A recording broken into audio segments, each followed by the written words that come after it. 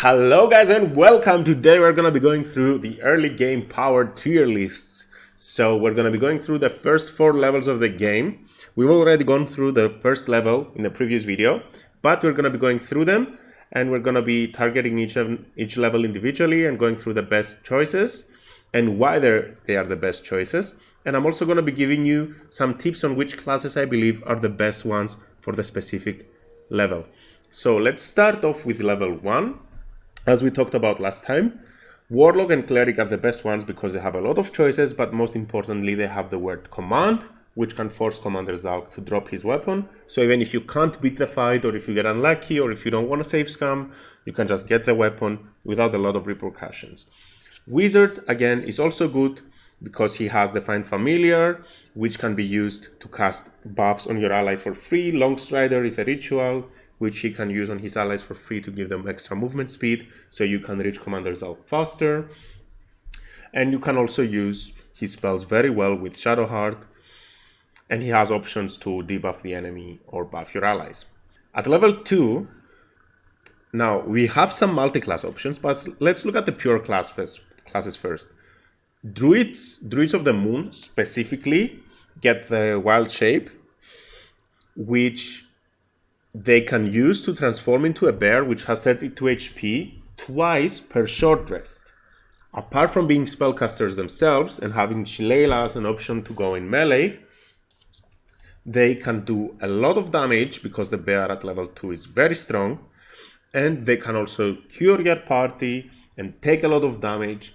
It's really hard for other classes to compete with what the Druid can do at level 2. Well, okay, so Sorcerer also competes with this because they get their twin spell, so they can actually twin twice to first level spells like Chromatic Orb, which can do a lot of damage, especially Thunder Orbs, right? So they're very high in DPS at this point, even though Druids have a lot more tankiness. But also Sorcerers can cast Sleep. Clerics of Knowledge Domain also can cast Sleep, which is a very strong spell. Wizards as well. Bards can do that too, but they lag in other versatility and damage, so they're not as good as the other caster classes. So, at level 2, they're not very strong. Also, if you go War Cleric, guys, you get an extra attack consistently at level 2, so that's also a very strong multi-class that you can go for. Not a multi-class, a pure class that you can go for. So Cleric level 2 of War Domain is also very strong because it gets the extra attack at level 1. And you can do that consistently for 3 times per long rest, which is going to be significant damage.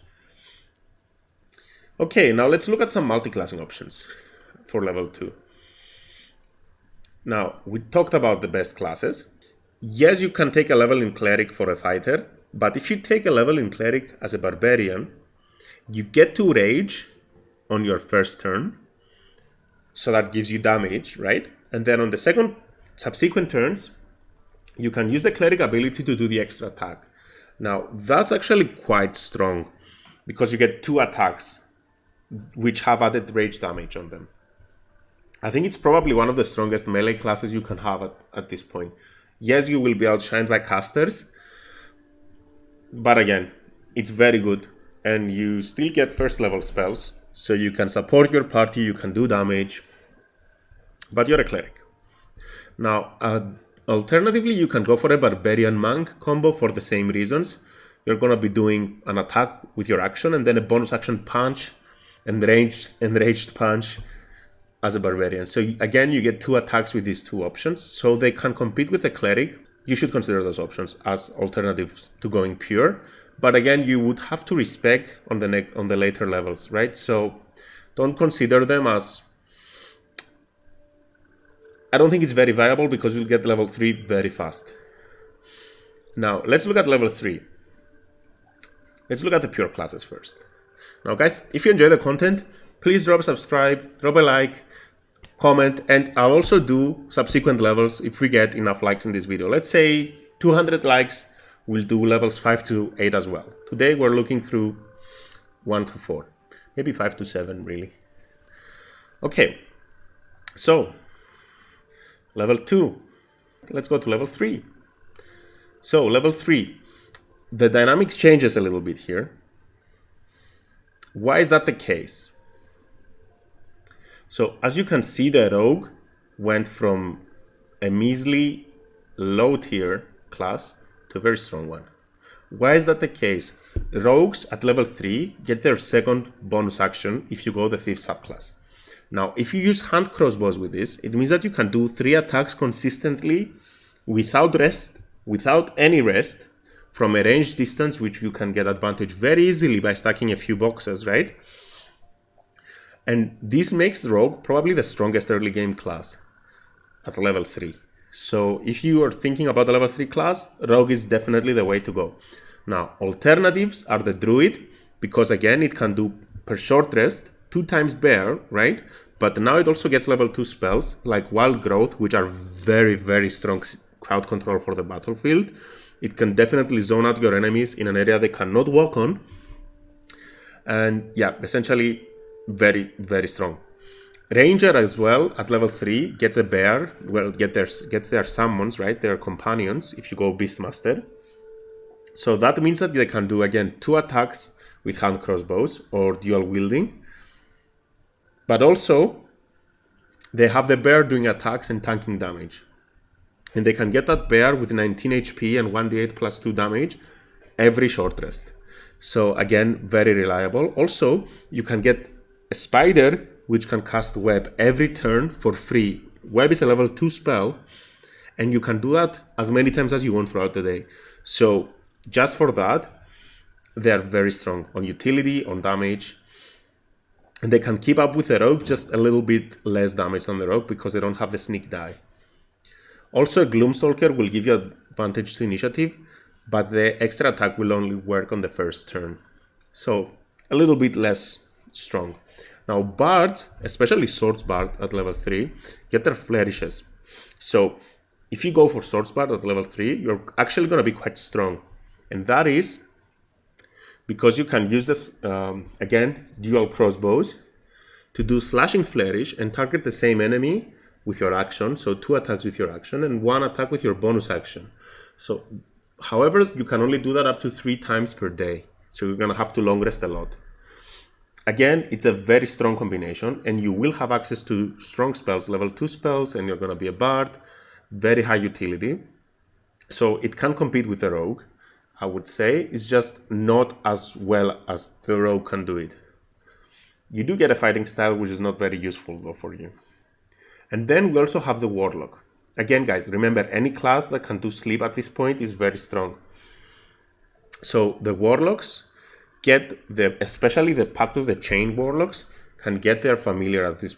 So they get their imp, which flies and can do an attack which deals significant damage. Also, they get second level spell slots that they can get back every short rest. So the familiar is disposable. You can just recast it, right? It's a familiar, which deals significant damage. It has permanent invisibility if you want to. You can just spam invisibility and scout things for you. And it does significant damage. So you have an extra attack because of the familiar, and you have strong spells like Cloud of Daggers and Shatter. And you also have your invocations. So warlocks, again, very strong. Now for the next tier, I would consider clerics, sorcerers, and barbarians. Again, barbarians can do 2 attacks if they are berserkers, but they have to spend their first turn raging. Sorcerers can twin or quicken spells at this point, and clerics, especially light clerics, can be very strong after level 2 because they can do their channel divinity per short rest, which does 2d10 plus cleric level of damage. AoE, very reliable source of damage. It's probably the strongest AoE you can get early on in the game. So let's look at some multi-classes at this point. I only have 2 suggestions really for you guys. And those are the Storm Sorcerer combination. So you go 2 levels of Tempest Cleric and 1 level of Sorcerer. And this way you can use your Channel Divinity in combo with the Lightning Orb or the Thunderous Orb and do maximum damage. Now this is going to be a very strong burst, but you cannot twin anything yet because you have 2 levels of Cleric. So it's alright, but it only gets better down the line. Now Paladin Cleric, 2 levels of Paladin and 1 level of Cleric is also very strong. Why is this S+? This is S+ because the damage you can do here, you have 2 attacks, right? You have the Paladin attack and the bonus action Cleric attack. You cannot do that a lot of times per day. But if you have 16 Wisdom and 16 Strength, this combination can be used to do 2 attacks with second level smites, first level smites on level 3. So that would be 2d6 plus 1 if you have a plus 1 greatsword, or plus 2d4 if you have the Everburn sword. And additionally, you can have 2 smites which deal 4d8. Now, this build will be very burst heavy, so you will be able to do 1 or 2 fights per day and then you have to long rest. This is not very reliable or sustainable, but is very strong. It's probably the highest DPS you can do in the game without comboing anything, right? Because the Sorcerer requires you to make the enemy wet to do double damage. Or the Paladin can just do it. Just find someone, get in their face and smack them real hard. Again, the Wizard Cleric can also do the same thing the Sorcerer can at this point, but Sorcerers also get some bonuses from their subclass, so there's no reason for you to go Wizard at this point, unless you don't want to be behind on your spell progression, so you can also learn level 2 arcane spells. Okay, let's look at level 4 and we're almost done. Again, if you enjoy the content, guys, please consider subscribing. It really means a lot. Okay, level 4. Okay, let's look at the shift. Not much of a shift, as you can see. Level 4, the caster classes start losing a little bit of power because they don't get anything unique, great. They don't get something great from an ability score increase. Yes, their DC increases by 1, but that's pretty much all they get. Where now the monks start to be really, really strong, and every class that benefits well from getting feats like Sharpshooter or Great Weapon Master benefits a lot. Okay, so the rogues remain consistently the strongest class because they can pick up Sharpshooter now and they can make 3 attacks with Sharpshooter feat, and that's a lot of damage, guys, and consistent advantage, and they can do cunning actions. Very, very strong. Thief Rogue is the strongest early game by far. Now, Rangers can also do the same thing, however they don't get the extra attack, but they have a companion or a little bit boost on their initiative, or Hunter a little bit burst on their damage in once per turn. Not as good as the Rogue, but close enough. Then up next, we have the Bards, which can do essentially what we talked about earlier with Slashing Flourish and continue to learn their damage.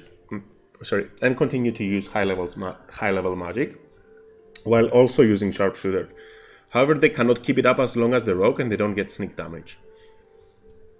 And then finally, we have Monks. Why are Monks good at level 4? Monks at level 4 get the Tavern Brawler feat, which allows them to add their strength modifier again to their punches.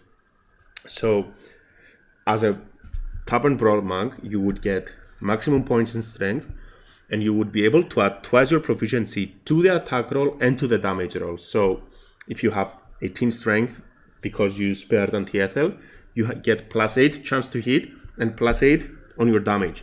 Very strong. Greatly recommended for melee classes, is the strongest one at this point.